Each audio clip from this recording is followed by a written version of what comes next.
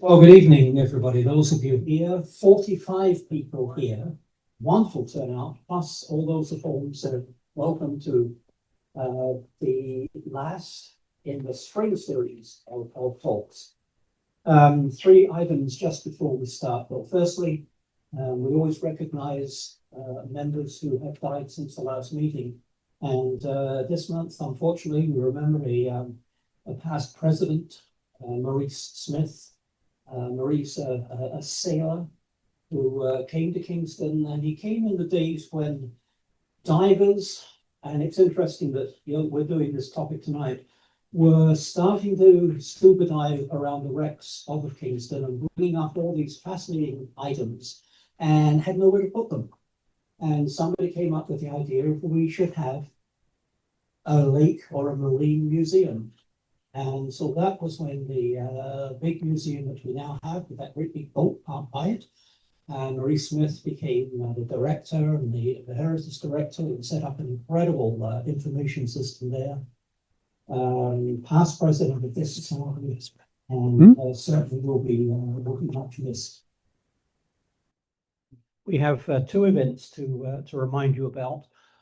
Saturday, June the 6th, is the anniversary of the death of our first Prime Minister, our Member of Parliament, Sir John A. Macdonald. And for the last 50-something years, the Historical Society has had a commemoration. Service is too strong a word, but certainly a commemoration at his graveside in Cataraqui Cemetery. It lasts less than an hour. And if it's raining, we do go inside, so you don't have to worry about that. We have a guest speaker, there are wreaths laid, a piper, and everybody is welcome to come. The one warning this year, for those of you who come each year, this is a Saturday. The washrooms in the office will not be open, so you need to plan your lunchtime and that time rather carefully. Those of you who are interested in not just this group but other groups, I will note that on Tuesday, August the 25th, the Seniors Centre down near Portsmouth is having a 10 o'clock until 3 o'clock open house for any Kingston organisation that invites visitors. So those of you who are always looking for something to do, you may keep that date in mind. We will be there, be happy to greet you. And as I say, there'll be lots of other places, organizations, groups whom you can learn about. And unless any of my board have got other things to mention, I will hand over to you, Duncan. Thank you. Good evening. I'm Duncan McDowell, the program chair of the Kingston Historical Society, and welcome, and thank you all for coming. It's my pleasure tonight to introduce our fifth lecture of the season and our speaker, Ken Feigelman. Now, if you think about it, our appreciation of history and heritage is very much a history of what man does on land, a terrestrial history. We tend to forget that 72% of the planet's surface is covered in water, and that water has largely remained a mystery to us through the centuries. Yes, we've traded on the water and we fought battles on the water, but our understanding of what goes underneath those hulls is often very superficial. That changed in the 20th century with technological advances such as the invention of scuba diving. I believe Ken will correct me here, self-contained underwater breathing apparatus, submersibles, and sonar, which has allowed us to read the history of the oceans. Now, our speaker tonight, Ken, has spent a career doing just that. He began his first scuba dive at age 15. Born in Montreal, he was nurtured as a boy on the television dramas of Jacques Cousteau and Lloyd Bridges. Remember what was it called? Sea Hunt. Yes, that twigged our curiosity about what was in the sea. Ken continued subsequently to education at McGill and Concordia in biology and marine zoology. And in 1973, co-founded a company, Deep Quest II Expeditions, to explore the sunken history of Lake Champlain to the south of Montreal. Since 1979, he has been based nearby in Belleville, a base which has allowed him to explore, as he puts it, the long-lost shipwrecks slumbering beneath eastern Ontario. Keep talking. An area often referred to as the Marysburgh Vortex, of which we'll hear much tonight. So without further ado, let us all take a plunge with our guest speaker, Ken, tonight. Ken, welcome. Hello, and good evening. I want to begin, I have a few tears in my eyes when I heard about the initial founding of your local Marine Museum, which of course now is called, I guess, the Marine Museum of the Great Lakes. A very dear and near friend of mine, Lloyd Shales, helped found that museum with Barbara Carson and Audrey Rushbrook. And I had the honor of diving with them in the early 70s. I'd come down from Montreal and dive with them on shipwrecks, which they had recently discovered back then, using very rudimentary fish finders and luck and whatever else they used to find the wrecks. Some of the artifacts, excuse me, of which are now sitting in the museum. I'm going to stop once in a while and take a guzzle of water. I get very dry and I do a lot of speaking during the day. And for that matter, a week ago today, at this evening, I basically did the same presentation, but for the first time ever in my life by Zoom. And that was very interesting to a group in Prince Edward County. And I really thought it was going to go sideways and I just hang up the computer and say goodnight, I'm going away, but it went very well. And I'm wearing this lovely sweatshirt they sent me subsequent to speaking. And it shows the lighthouse at Point Traverse in Prince Edward County, an area very near and dear to my heart. A bit of my thunder has already been stolen this evening because I start off with a preamble and a bit of a quiz where I gave away, and some of you guys know what the prizes are because you got them last week in a meeting. So I'm going to be asking 3 questions, and I'm going to ask for hands up initially, and then I'll point and you stand up, and if you answer correctly, you get a present.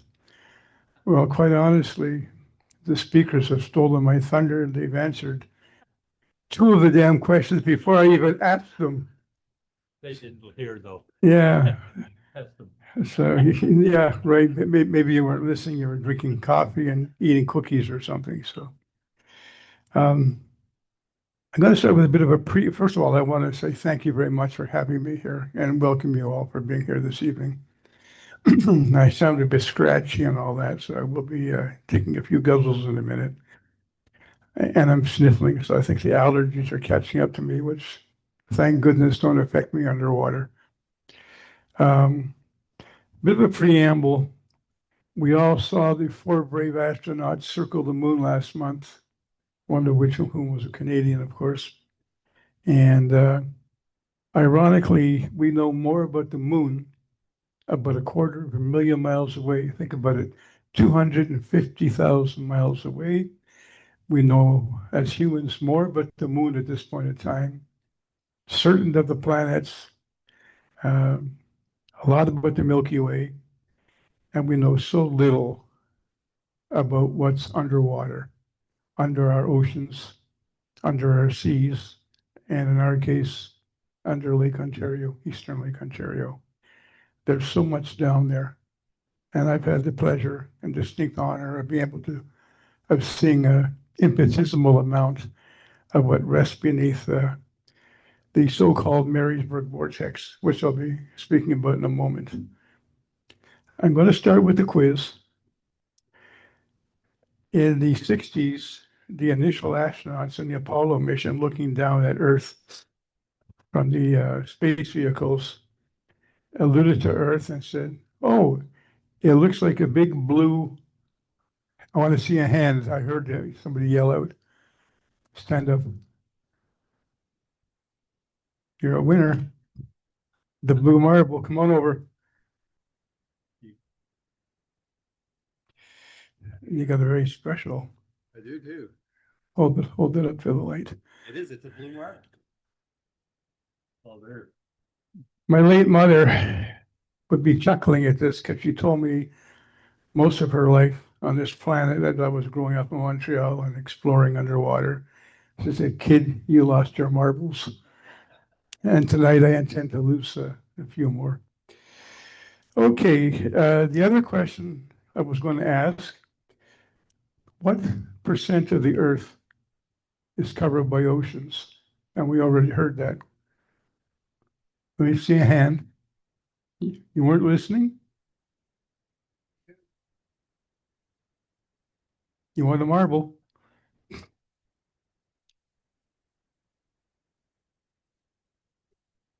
Special, you hold that up to the light and see how that looks. Good. Glad somebody was. The third question. The world famous, may he rest in peace, French explorer who invented the aqualung and got us into diving and all that. I want his full name. Full name. Come on, I hear people mumbling in the background. Stand up, please. Jacques-Yves Cousteau, you're right. Did you say Philip? That's his late son. Yeah, he was killed in a plane crash in Portugal. So.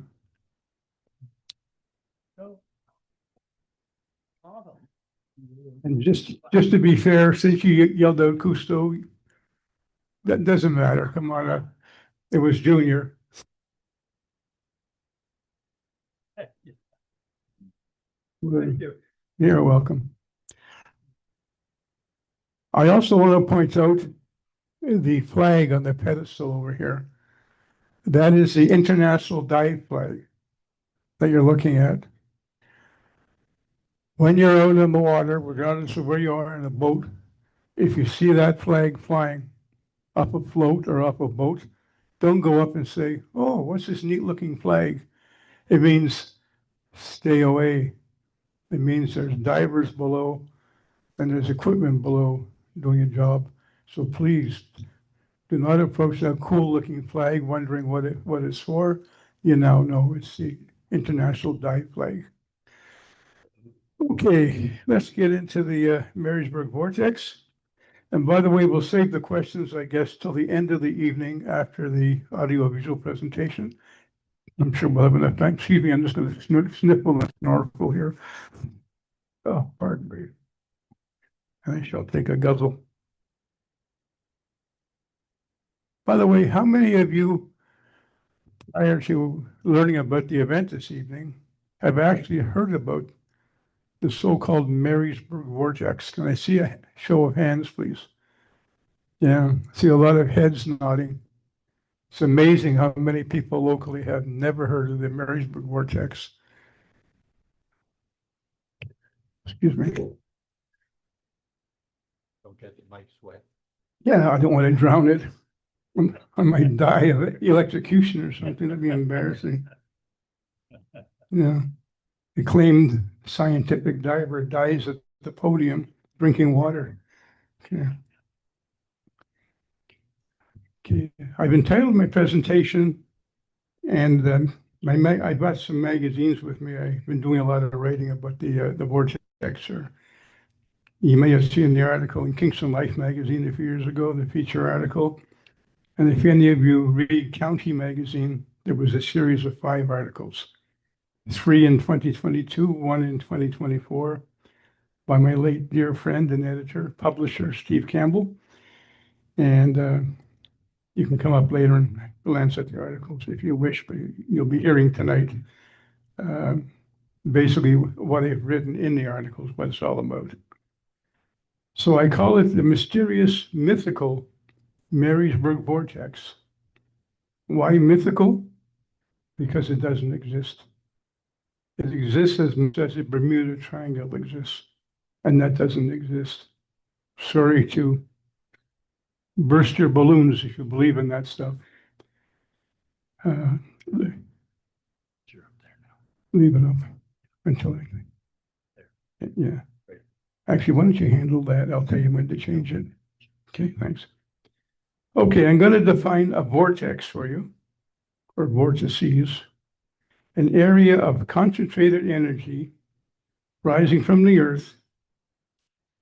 Some believe that vortexes or vortices are a portal for celestial and terrestrial spirits. Right off the bat, that should clue you in as to what we call the Yaya theory.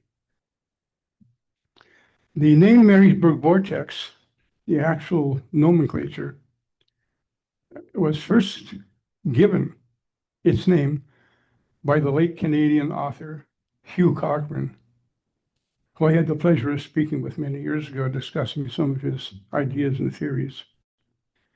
He wrote a very popular book, which is still popular today, called Gateway to Oblivion, the Great Lakes Bermuda Triangle. In it, he comes up with the nomenclature for Eastern Lake Ontario, the Marysburgh Vortex. I will attempt to keep this evening nice and light, entertaining, educational, and enlightening. This is not a cut and dry history lesson. This is a fact of reality versus surreality, you might say. Okay. The name Marysburgh Vortex is kind of confusing. We know where Marysburgh came from Prince Edward County, from the former South Marysburgh Township, when there were different townships in the county. And the former South Marysburgh Township was the hub of shipbuilding and maritime commerce in Prince Edward County. In a few moments, I'll go into some reasoning, some rationale for why there are believed to exist over 450 shipwrecks in this section. Oops. No, go back to where we were. Excuse me, folks, I'm going to walk in front of you. Okay. Nope. Okay. Hugh Cochrane, this is going crazy. My thumb is too big for this damn thing. Try it again. Okay, let's forego this because I'm going to keep changing it. Leave it on. You can see that purpley looking triangle. Cochrane believed in triangles. He believed in the Bermuda Triangle, and he believed in a lot of strange things. He was a great guy, great author, weird theories. There are no vortexes/vortices that we've ever discovered beneath Eastern Lake Ontario. And the sector we're referring to goes from Prince Edward County, basically from Point Peter or Point Petrie, some call it, across the lake to Fairhaven or Oswego, New York, on the South Shore, back northeast to Kingston. You can see encompassing lots of islands, lots of water, of course, and therefore from Kingston back to the county. So that large swath of Eastern Lake Ontario is what is enunciated, I guess is a good choice of words, as the so-called Marysburgh Vortex. Cochrane was really hung up on the number of shipwrecks believed to exist just within that triangle. The fact is, there's a heck of a lot more shipwrecks also outside that triangle. If you move down to Trenton, Brighton area, you're still in Lake Ontario. Okay, but he was really hung up on this sector that he called the Marysburgh Vortex. Okay. The reality of why there are so many shipwrecks is a bit mixed. Next slide. Okay. It's a very treacherous part of the lake. Now, this lady, someone looking at that and saying, "What the heck am I looking at?" I'll tell you in a minute. I saw the finger going in circles. Don't try to guess unless you know the charts. We'll have some fun with that. You might even win a marble. I think there's a couple left. I don't want to take them home. The lake starts to narrow. If you think about Eastern Lake Ontario, basically most of the water from the upper Great Lakes comes down here. And eventually at Kingston on our side, Cape Vincent on the American side, what happens? St. Lawrence River starts, birth of the river. But the sector of the lake, basically encompassing Prince Edward County, in reality, even west of the county, to Brighton, etc., is very treacherous. The lake starts starts to narrow. There's some pretty funky, for lack of better terminology, rock formations under the water, a lot of shoals, rocky reefs, etc. It's prone to giant fog banks that come out of nowhere. Middle of summer, temperature will drop, huge fog bank. I know, I've been out there when it happens, and it scares the heck out of you. That's when you make a run for an island in a hurry before you become another shipwreck.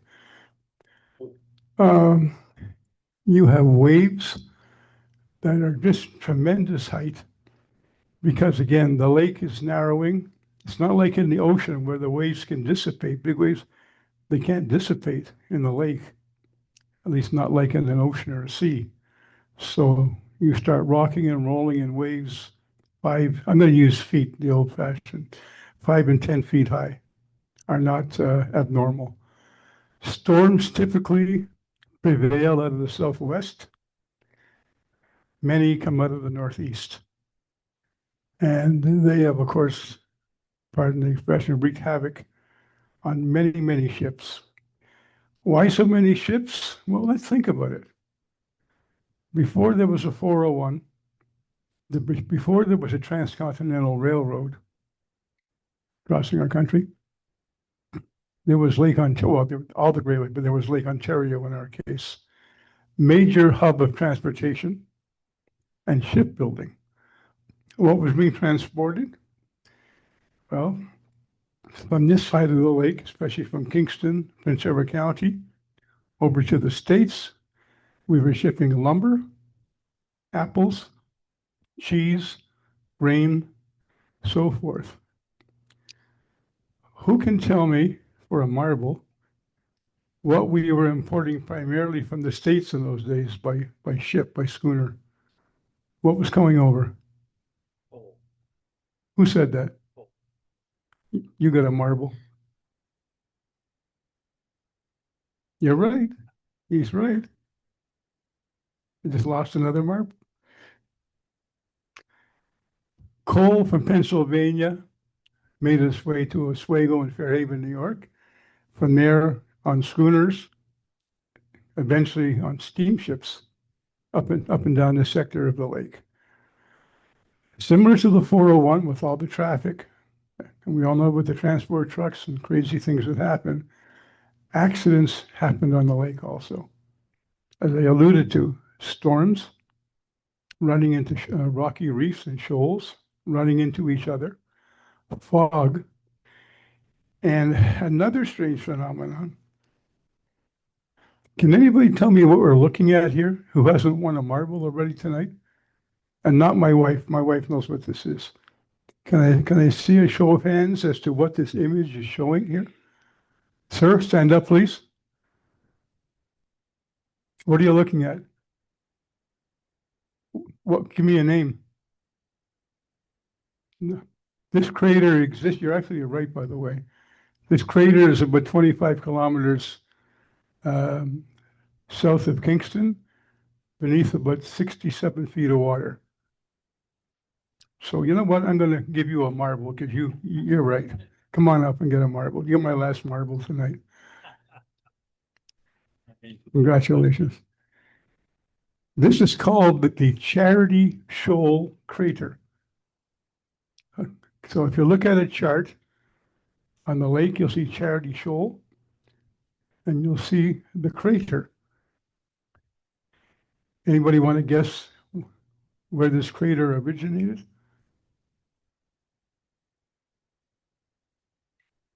I heard it, but 460 million years ago, give or take a couple of million years, a major meteorite hit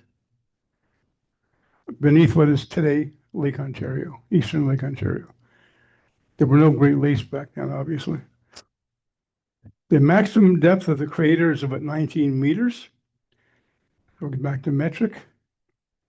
And dimensions across vary from 1.2 to 1.4 kilometers, so roughly almost a mile across.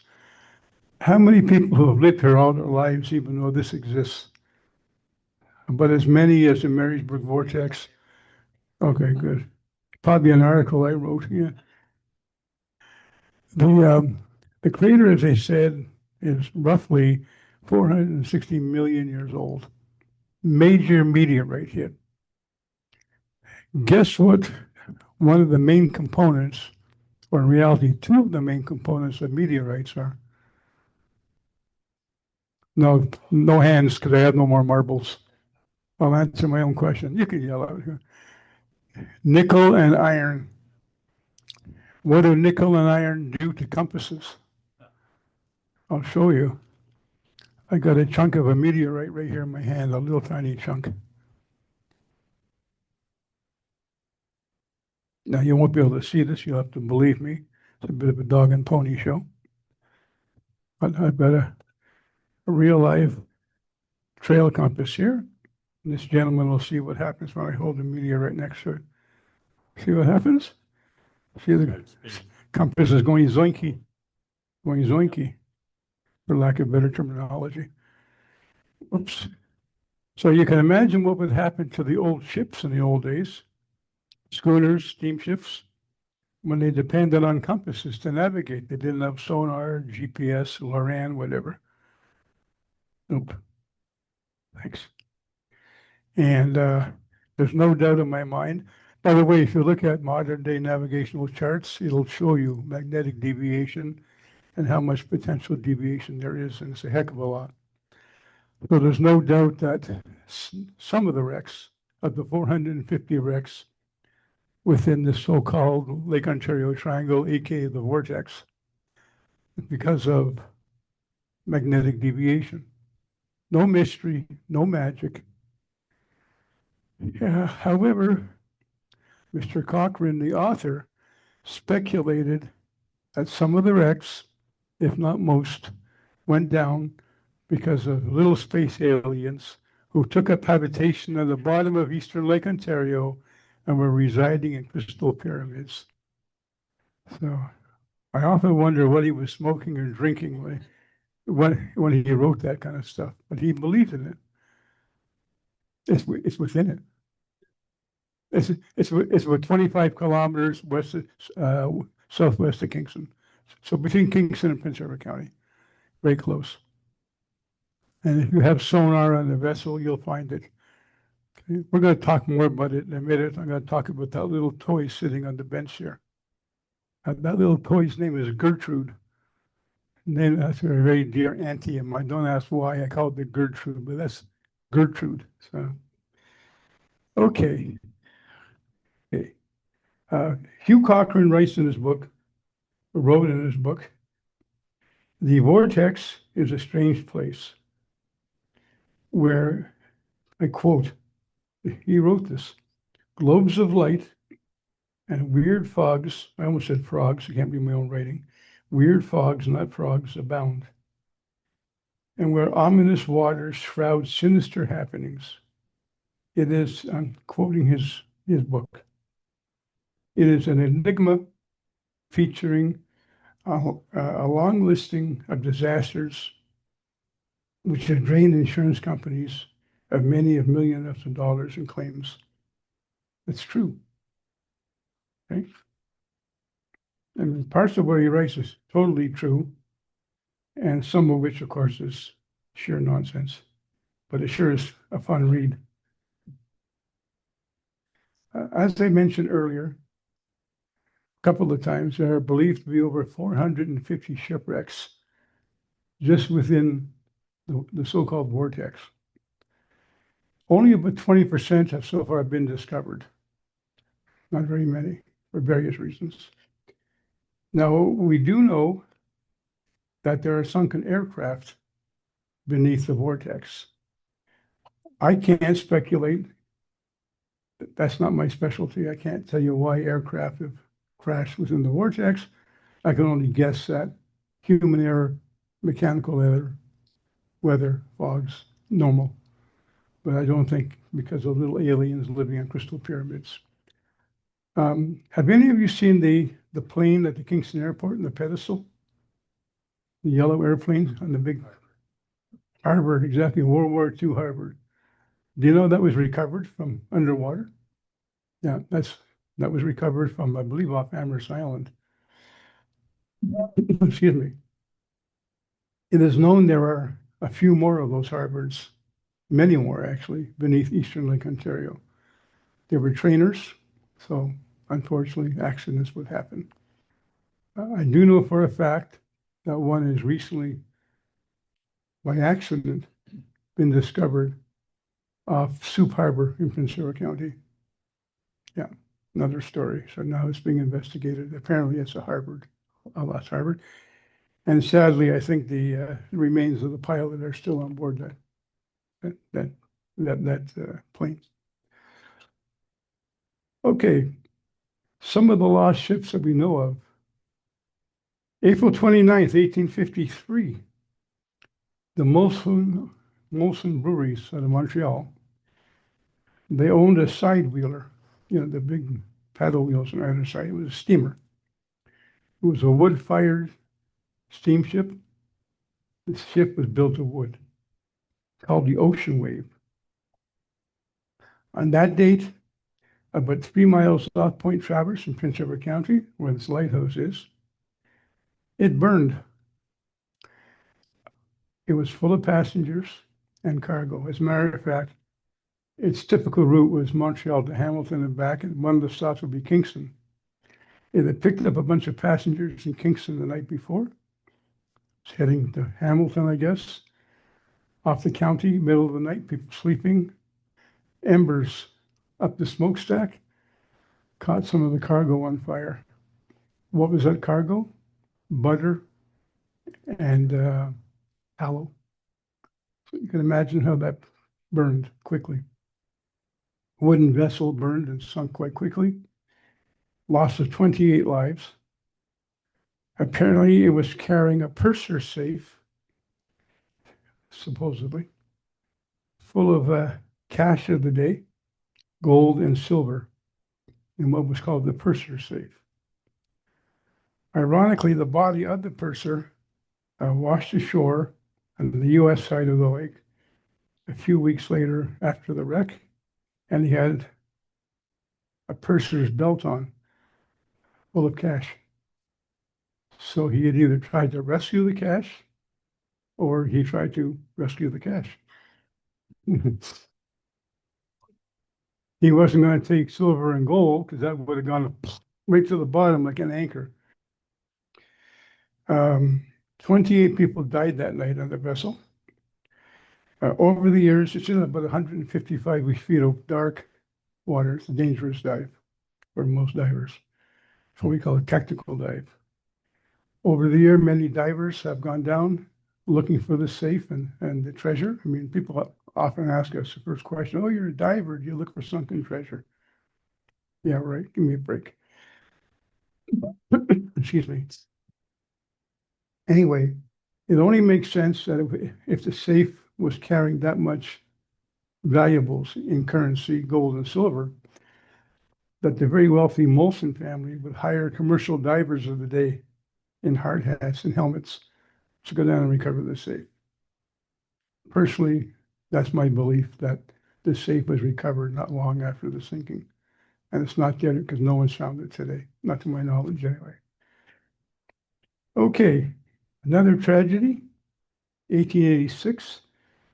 You may have heard of the Minerva Cook schooner that went down off the county. There was an opera written about it by the late Suzanne Pasternak called Minerva. In 1886, the Minerva Cook went down off Point Traverse County in a storm. A young lady on board called Elizabeth Kennedy. I think she was a niece of the captain, whatever, at the time. Tried to make it to shore on the back of one of two horses on board the ship. One horse drowned in its guess you call it kennel or stall on the schooner. One horse named Sugar swam to shore, and she was hanging onto the horse all the way to shore. And there was a dog, a Newfoundland dog called Nero, who swam to shore with them.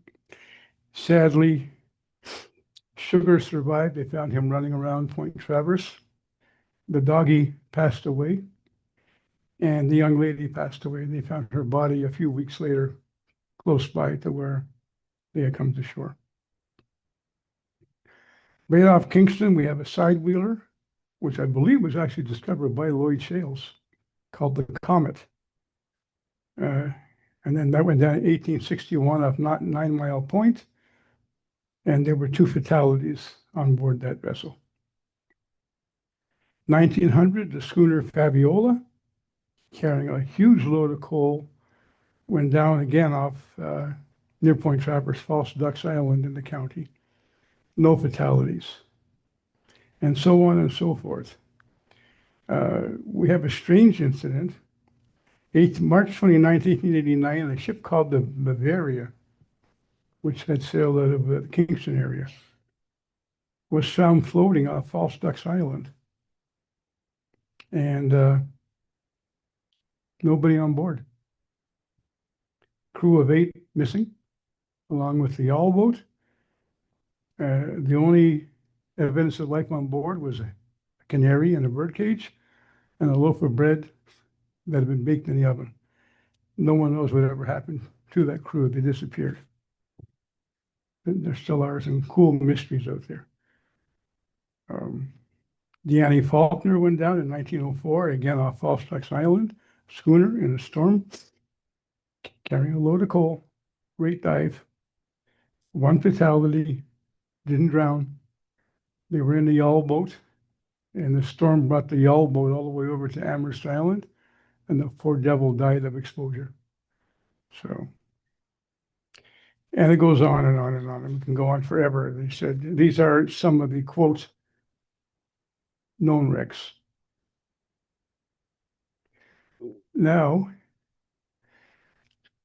just looking at my notes here, a bit of a prehistoric glimpse into what lies beneath local waters. The county abounds with a vast array of marine fossils. Because about 521 million years ago, all this sector of North America was underwater. So unless you could play Jacques Cousteau, you'd be in trouble. We have discovered all kinds of cool fossils. I didn't bring any tonight, unfortunately, but we've discovered all kinds of cool marine fossils off different parts of the county. What's interesting is what I have brought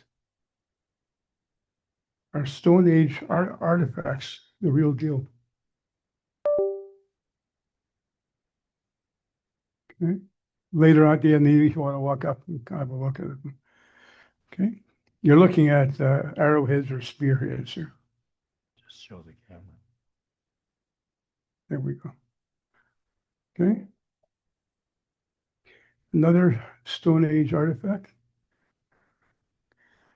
You can speculate what it is. No one's really sure. We're guessing either a height scraper or maybe even a weight or a fishing net.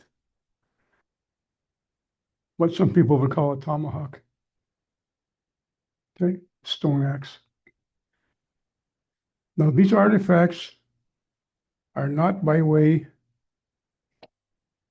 of our modern day indigenous people. These artifacts go back roughly, for the sake of argument, between 12 and 15,000 years. Okay, where were they found? Prince Edward County. Some of them underwater. Now, the exciting part is, and this is sheer speculation, that long before there was a Lake Ontario, long before there were the other Great Lakes, we had the Laurentide ice sheet. Okay, we had glaciers, ice sheets, etc. I'm not going to go into the geology of North America. And the current lake sizes of all the 5 Great Lakes, as they exist today, depth, shapes, size, etc., only occurred about 3,000 years ago. Before that, there were no Great Lakes. Therefore, there was no Marysburgh Vortex. And therefore, there were no little green men or whatever living in pyramids under the lake. However, there's a distinct possibility that nomadic Paleo-Indian peoples lived for short periods of time and hunted caribou under what is now Lake Ontario. Now, in case you're wondering what I've been drinking or smoking, I'm a non-drinker, non-smoker. Thank goodness. Have any of you read relatively recently about the monoliths, etc., they discovered under Lake Michigan and Lake Huron? And also under a small inland lake called McDonald Lake up in Halliburton Forest. Okay. They were found by accident, especially the ones in Lake Michigan, by people looking for shipwrecks. And they found these big stone structures and monoliths on sonar. I'm wondering, what the hell is this? This isn't a shipwreck. We got to go down and see what this is. It looked almost like a miniature Stonehenge at first. They even found a huge boulder with a pictograph, not a petroglyph, not a carving, a pictograph drawn of. Anybody read the article? Do they know what they found painted in that big boulder? Mastodon. And why would somebody be painting a mastodon on a boulder unless they had seen them and knew what they were? Okay. So they were hunting migrating caribou from up north. At the time, there were a lot of caribou in northern Ontario. Now it's a very endangered species up north, very few. What we call caribou is what Santa Claus calls reindeer. So unfortunately, they were going after Rudolph and Vixen and whomever else. So, and they were following the herds. These were migrating herds that were coming down to this part of Ontario. They have found the stone structures were like corrals. They would corral the animals into them like walls, and then there'd be a circular at the end where they were trapped. They couldn't get out. And then the natives, Paleo-Indians, would be hiding, and they would throw spears at them, chuck spears, and shoot them with arrows. How do we know this? Because they found artifacts, such as the arrows I showed you. Where are those arrows? Okay. And they found stuff like this. Okay. This is not modern arrows, obviously, or spearheads, whatever. Now, I first read those articles, and I start to speculate, and I say, well, why in the world would these same peoples have not hunted in this part of eastern Lake Ontario before there was a Lake Ontario? I talked to people, and I found out from very good friends of mine who are sailors that over the years on sonar, they had inadvertently discovered off Prince Edward County again. I realize we're in Kingston, but I mean, we're talking local history, and this goes back a long time, thousands of years. And maybe so even off Kingston, but they found stone structures underwater inadvertently off the county. I'm not going to say where, because obviously we don't want word getting out and having interference. These artifacts are all found coincidentally in the same vicinity of where this lady's shaking her head, either in disbelief or shock or whatever. We don't know for sure, but I've called Queens and spoken to Queens, and they knew nothing. They knew nothing about the discoveries under Lake Michigan and Lake Huron at the time. I think they thought I was smoking something funny too when I told them that. There's no doubt that humans existed there for periods of time, 12, 15,000 years ago, before the lakes were formed. They would hunt, they would fish smaller lakes. Thus, maybe this could be a weight for a rudimentary fishing net. Time will tell. How we're going to find out, meaning my organization, Deep Quest 2, we have some pretty neat toys ourselves. We have side scan sonar. We have a vessel called RV Nereus. If the name Nereus rings a bell, Nereus, his nickname was the Old Man of the Sea, and he was the father-in-law of Poseidon. My nickname in Cuba, with my Cuban friends, who I died with, the Old Man of the Sea. Therefore, the vessel became RV Research Vessel Nereus. On the bench in front of you, if you're wondering what this funny little thing is, that's Gertrude. Gertrude has a 200-foot tether.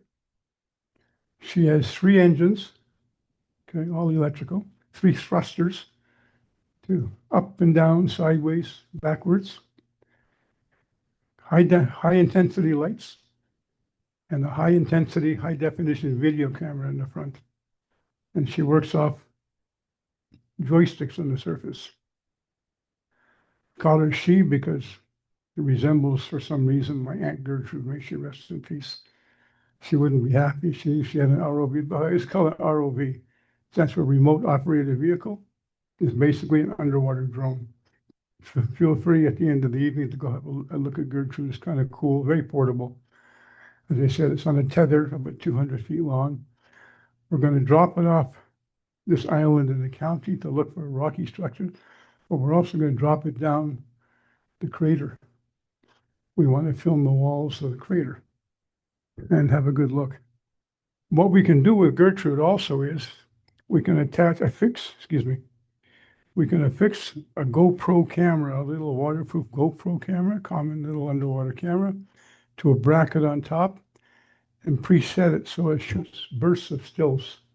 So while Gertrude is shooting high definition videos, all illuminated, at the same time we could have stills being shot with the GoPro. So we're going to try that this year. Okay, I think I bragged out enough and bored you and sniffled and snorkeled enough. I want to get these headsets off so I can wipe my tears away and take a drink. We're going to run a lovely antiquated multi-visual presentation called Rhapsody in Blue. It's actually Rhapsody in Blue 1.0. It was produced by us about 16 years ago. I'm sorry, folks. I don't know what Earth is triggering. That's not me. No. Those are those little aliens in the pyramids under the lake. The original Rhapsody in Blue that you're going to see tonight has been shown around the world, seen around the world, including on cruise ships, and before the Explorers Club in New York City, which I'm pleased to say I'm a member of. And we put it together about 16 years ago in haste, using very old footage and stills dating back over 20 years. So if you look at it and think, not the greatest, we're presently working on Rhapsody in Blue 2.0 around the world and under the sea, using modern day technology, cameras, so it'll be a big difference. On that note, we'll go into Rhapsody in Blue and then we'll do a Q&A afterwards, if you don't mind, okay?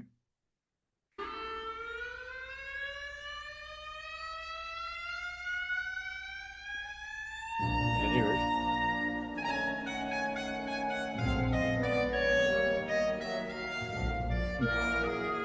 We heard it at 6:30. Sorry.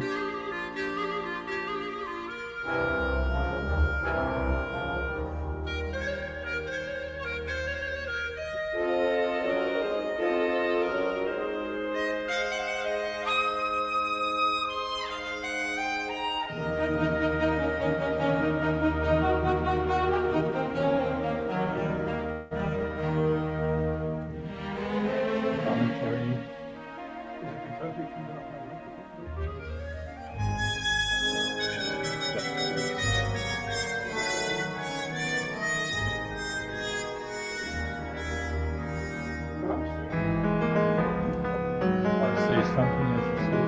tell us what we're seeing?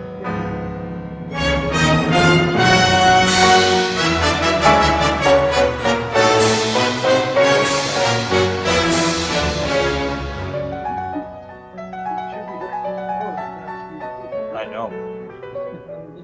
At 6:30 we could hear it. Hold it and give us a commentary. Just talk.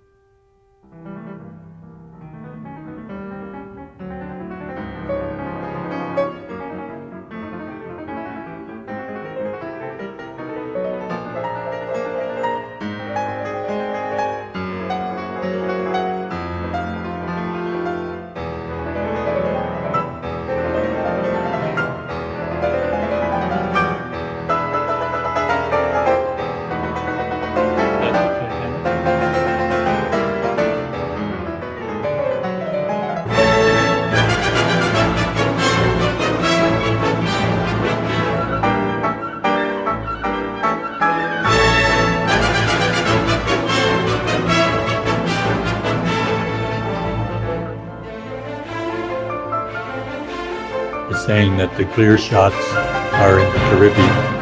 Water's clear. It's fresh water, so it's darker. The zebra mussels haven't cleaned it up yet.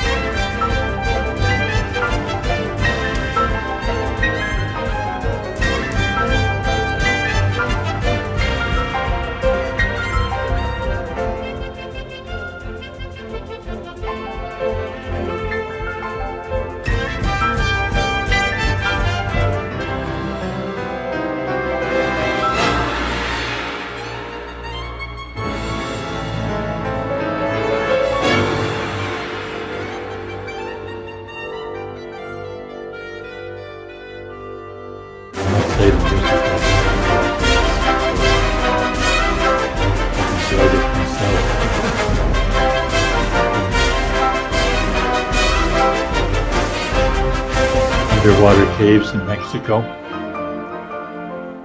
stalactites and stalagmites.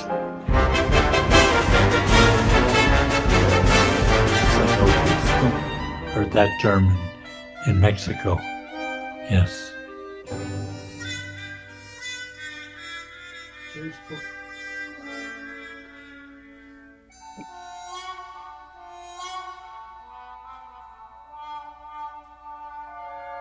You wouldn't want to get lost down there.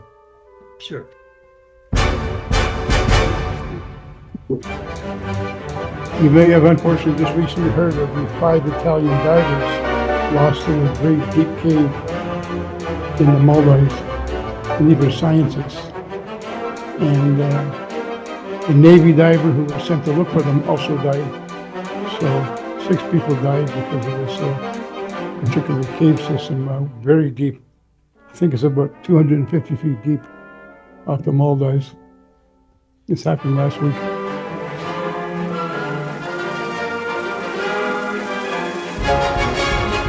Again, nice crystal clear water, just Caribbean areas where we've done research, artificial reefs, and working with groups with whale sharks and underwater caves, and The greenish brackish water is local.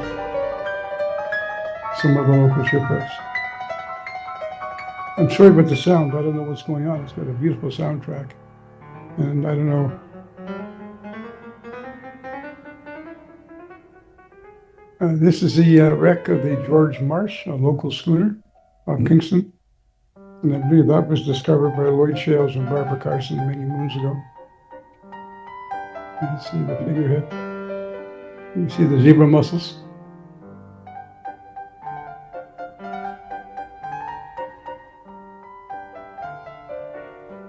With today's equipment, lights, digital cameras, the clarity, the sharpness would be far superior. This isn't bad for technology 20 years ago or so.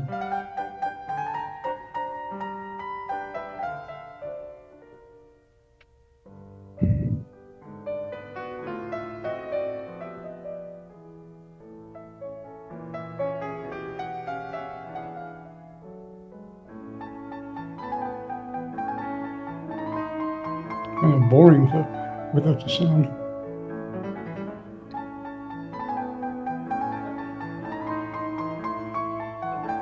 Schooner.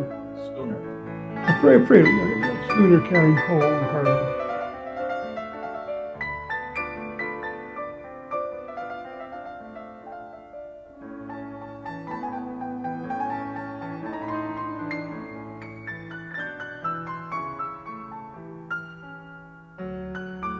Of course, all these ships, either fresh or salt water, tend to serve as artificial reefs with tons of aquatic and marine life.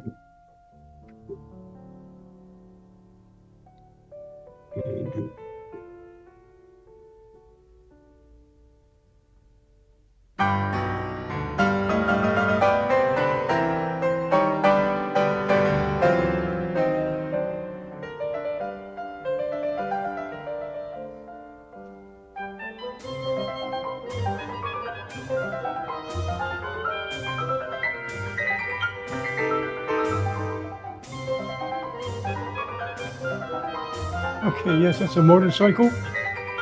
In case you're wondering that you're delusional, and that motorcycle is aboard the old Wolf Island 2 ferry that was sunk on purpose off Wolf Island. No, it did not go down with the bike on it, so divers with a sense of humor put the bike on it years later to make it look like some poor passenger never made it off in time. And you can see the fish, these fish are aboard the Wolf Island ferry. Now you're back in salt water. So it's so humdrum without the music there. The music is tight.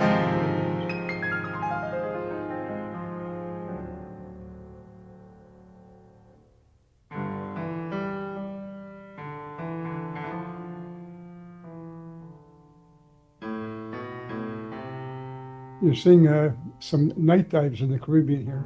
It's very, very dark. Spiny lobster. What they call langoust.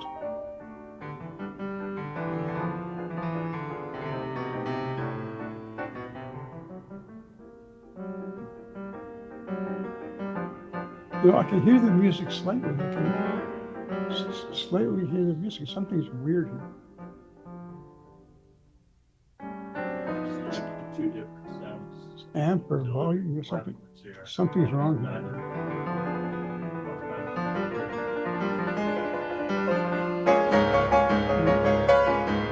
A little octopus hunting at nighttime. This is in Mexico. Look at the myriad of tiny little life, little juvenile fish that are swimming in the lakes and green sea turtle. The reason it's dark is nighttime. Pretty cool diving at nighttime.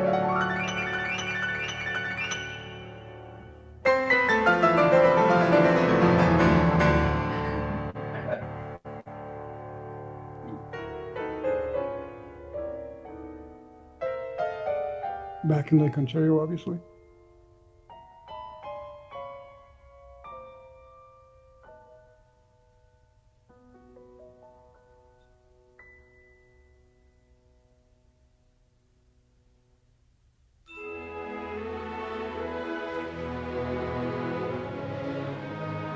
This is Akumal, Mexico.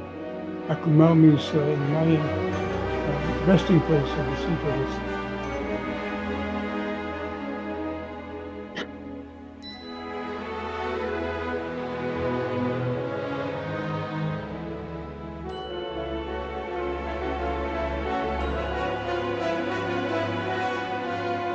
The shark images of this out were shot in Cuba.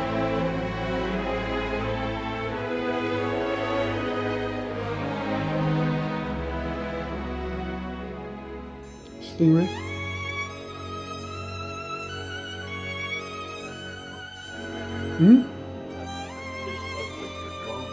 Kind of.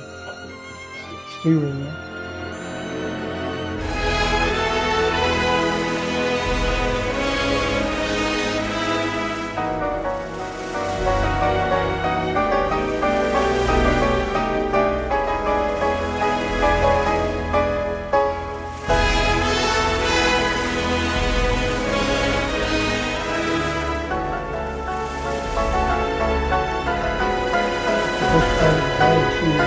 In the vessel in the island, and that's in the base. And that's very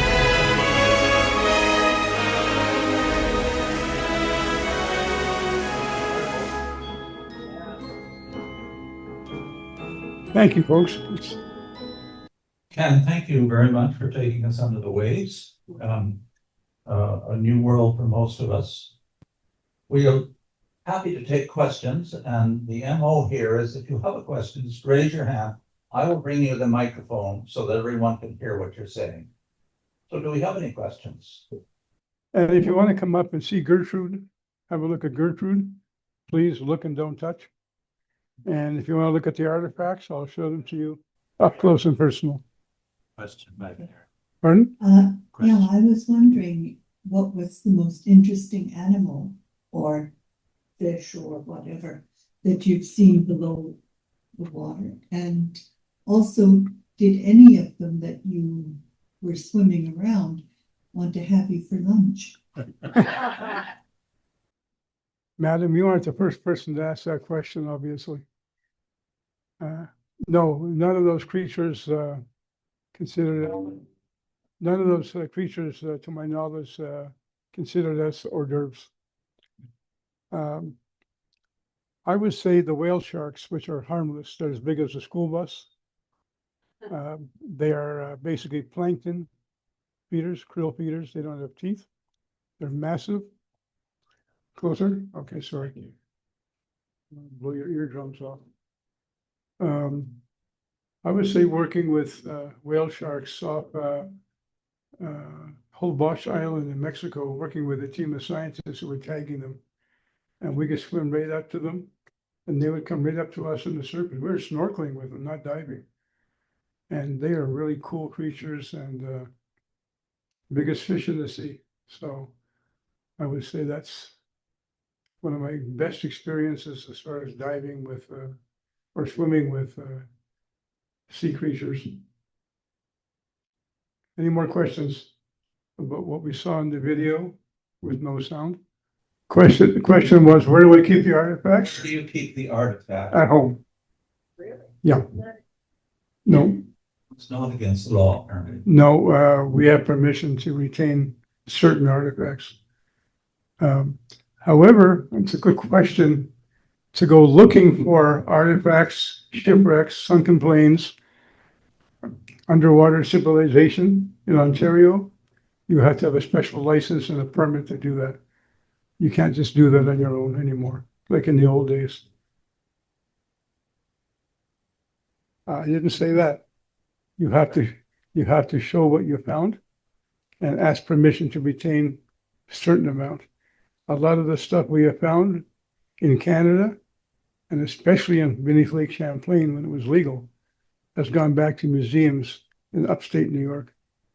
You know, remnants from the American Revolutionary War, from the War of 1812. We found some pretty cool stuff, which is how Deep Quest got running. And I said, because of our work beneath Lake Champlain, I was honored in 1974 to receive my doctorate in marine history from a college in South Carolina based on my work and reports. My wife, much to her chagrin, will say that a lot of these artifacts around our house are just dust collectors. And we have zillions of them. My wife's looking at me.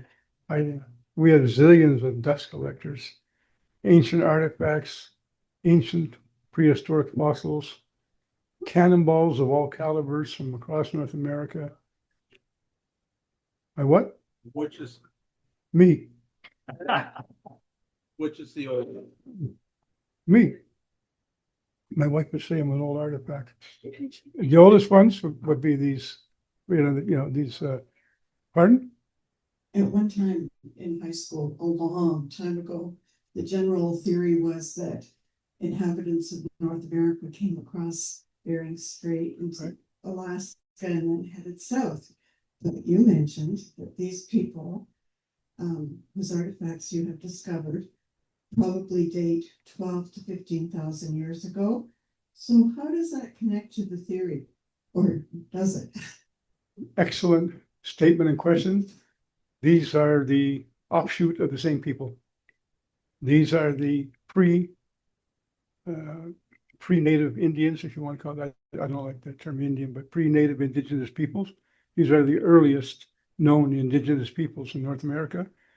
And yes, they would be the descendants or remnants of people who crossed the Bering Sea. Excellent question. But there's still a lot we don't know. Told you earlier, we know more about up there than down there. Were you involved in, there was a fascinating discovery, I'm told, in Lake Champlain, where the British purposely sank a number of boats because they come down to invade, and then they sank boats because they wanted to reuse them. And they were discovered several years ago. Do you know what I'm referring to? I most certainly do. I was involved with that project. That's back in the 60s. Okay. Yeah. The British didn't sink the boats, the French did. They were called Zebecs, French gunboats of the time. And they were coming up the lake from Fort. No, I think Fort George, actually, not Ticonderoga. And the British had them trapped off Cliff Haven, New York, near Plattsburgh. And they purposely sunk some of the vessels with cannons and all that on board. Great question. Nice of someone to remember. That's from the late 60s. And we were involved in not finding, they were found by accident. We helped recover some of the artifacts that were still on the bottom. The boats, to my knowledge, were long gone. The French had re-raised them, but they couldn't find all their cannons and stuff. And we raised bronze and iron cannons that were British cannons that the French had plundered from Fort George in Lake Champlain, near Lake George. And they put them on board French vessels called Zebecs, X-E-B-E-C. And so, great question. Thank you. Evokes a lot of memories, too. What's the most interesting place in the world you have dived? Not the most original question, obviously, that I've been asked. I've been asked that many times. Boy. I would say, I guess in reality, wherever the last place I had the chance to dive is the most interesting, There's not one that I can think of. I've had a lot of fun in Barbados, working on artificial reefs with shipwrecks. I've just been very fortunate. I'll be 80 years old if I make it till next April. And I've been very fortunate to have seen and done a lot on and under this planet. And hopefully I can do a bit more before I decide to call it a day.